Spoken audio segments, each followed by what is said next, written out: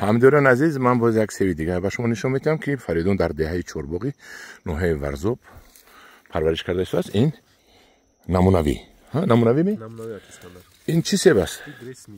گری سمیت. این هم که سبز میشه یا سرخ میشه؟ هم خیلی سبز میشه. سبز میشه. کم ترکک زرد میشه. کم ترکک زرد میشه. این گری سمیت. این چی مزه دارد؟ میدونید مزه شونه؟ امی سبی ترشک که ما سیمیرینکا میگیم که کلون سیمیرینکا که اسکندری ترکیش. یک اولاد سیمیرینکا این ترکیش. بعد خوبی در بزرگی در مغازینای یوار هست که کلون قیمت این انواع اگر سبی ترشک خودموس مقصد که پچقاق شود در بزرگ میشه که اسکندر.